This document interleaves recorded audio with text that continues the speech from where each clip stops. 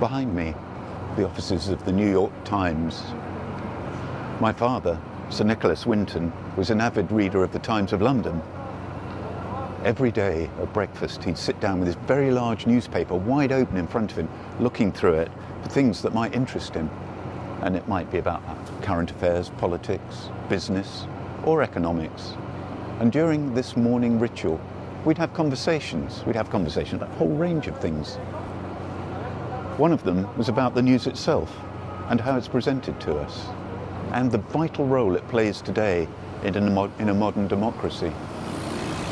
We'd point out that we rely on the news to be informed so that we can decide on who's the best candidate to vote for when an election happens.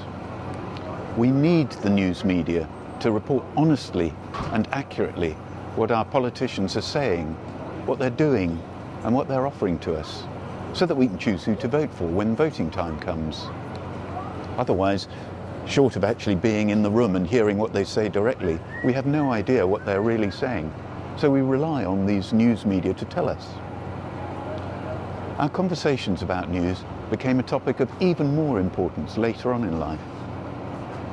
He showed me that it was quite common now for newspapers to have relatively few facts, which they wrapped up in a whole lot of extra blurb, which added no real hard information. It was just padding out the few facts into a story.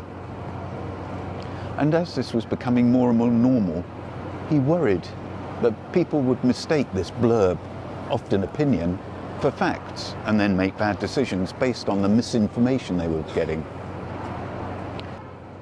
To help me understand this, he challenged me to read any article in any newspaper, read any article in any newspaper, and underline the facts that were being reported, and ignore the rest of the copy. He told me I should then make up my own mind about what these facts might mean, what the implications were. After doing this for a few days, it was clear that trying to find out the bare facts about almost any subject was extremely difficult. Indeed, it's now so common for articles to be written as opinion pieces supported by facts, rather than facts alone, followed by opinion or analysis. These facts only seem to be there to justify an opinion. In at least one case, I was flabbergasted to hear so-called news being reported even before it had happened. A newsreader on the BBC, usually a reliable source of news that has been verified, reported later today, Rishi Sunak will say, well, that's clearly not news yet. It's a press release of what's expected to happen. It's not yet true, and it's not yet news. No doubt because news channels, rolling news channels particularly, have a voracious appetite for content. They try to be first to publish any new event. And that's very dangerous for news outlets. If they wish to keep their authority, they need to be telling the truth when they report news, not trailing some potential future event as already having happened. Remember, it's only news after the event. Before the event, it's an intention or an expectation. It's also dangerous for us as consumers because we have to filter what we're told carefully to understand the implications. Is it news or is it an opinion? Is it news or is it a press release? And here's another completely different example of misleading news. In this case, there was a huge scope for misunderstanding. The headline on the news feed read, "All flights cancelled from London Heathrow." What could possibly cause such massive disruption to London's infrastructure?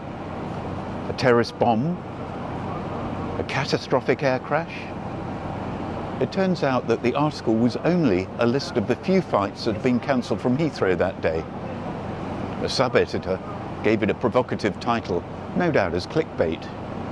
What the title should have been was, "Here's all the flights that have been cancelled from London Heathrow today."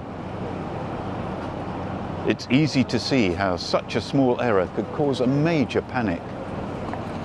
At least with respectable news publications, there's some confidence that the few facts which they do present are likely to be true. After all, the publisher has a reputation to uphold. They act as the guardian of their truth. So there's some reassurance that what few facts are available are likely to be correct. Remember that even reputable publishers have a bias which might be quite strong and must be taken into consideration. One of the more famous apocryphal examples of bias is that of whether a person is called a terrorist or a freedom fighter. Either term could be used for someone committing a violent act, but the choice of what to call them, well, that indicates a clear ideological bias and colours the facts with strong opinions. Another more insidious form of bias, less easy to identify, is what a managing editor chooses to include in their coverage, or what not to include. By focusing us on a particular topic, it's raised to being something of great importance. For example, if the focus is on inflation and how people are feeling poorer, or if the focus is on education and how our children are losing out, or if the focus is on climate change and whether or not we're on the verge of yet another global catastrophe. Each one leads us as consumers of the news down a path of the world predetermined by the editor, while other, possibly more significant issues are ignored. My father's advice was simple. Does what you're reading make sense? Who's the source and how trustworthy are they? What is the agenda or the politics of the publisher? And how does that affect what they report? What do you think are the real facts and what do they mean to you? We're living in very uncertain times. There are key elections in many Western democracies, and we rely on the media to tell us what our choices really are. Otherwise, democracy as we know it will come to an end. My father would be very concerned, and so should we all.